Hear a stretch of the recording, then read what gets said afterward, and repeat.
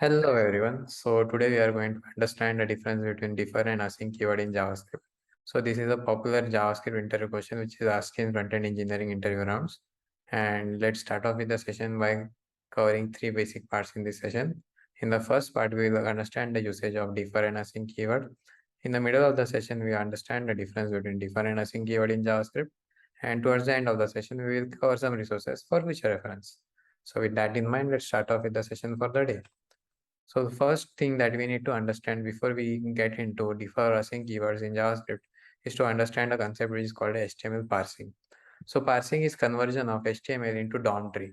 Whenever we write some HTML code and submit it to browser, what happens internally is a tokenization and construction of trees, which are then sent to the browser, and then browser renders that DOM tree to the end user. So the process of conversion of the HTML code into DOM tree is called as parsing. Now, in normal execution, what happens is whenever there is HTML code submitted to the browser, and if there is a script tag in between, the flow will go like this. First, the HTML parsing will start, and the browser will start converting all the HTML tags into the DOM tree or the tokenized DOM tree construction.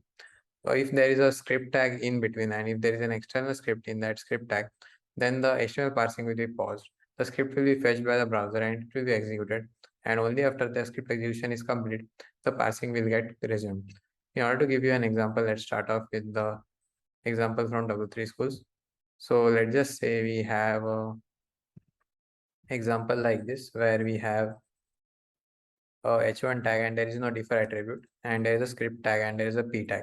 Now what will happen is the h1 tag will be taken by the browser and it will be converted into DOM tree. Then on coming across the script tag, the parsing will be paused and the script will be fetched by the browser and it will be executed. And only after the script execution is finished, the p tags will be taken by the browser for reconstruction and then shown to the end user.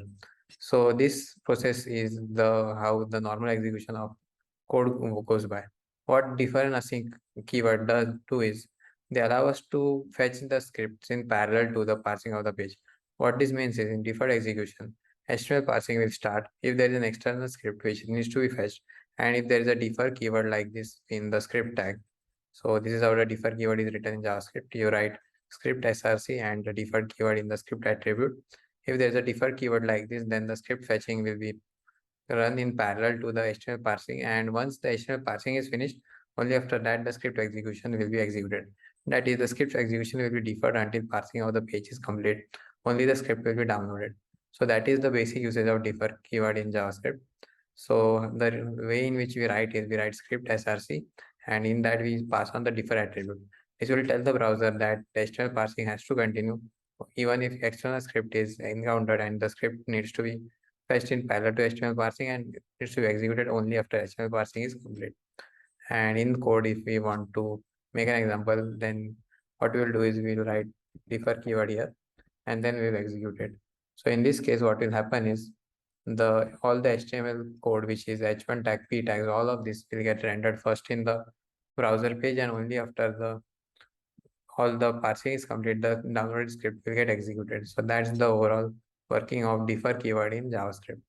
The async keyword works in a similar manner. Only difference is the script is executed as soon as it is available, even before parsing is complete, and the script is downloaded in parallel in case of async keyword as well. So async keyword works like this. In case of async keyword, we go by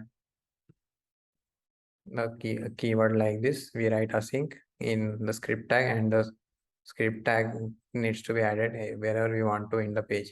So if you want h1 tag, p tag, and there is a script which needs to be executed, then we'll write async keyword here, and the script will be run in downloaded in parallel to the HTML parsing, and it will be executed as soon as the script is available in the page.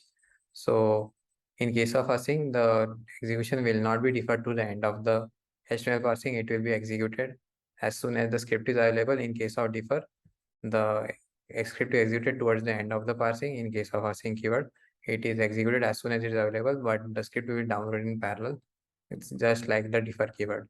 So that is the overall working of async keyword.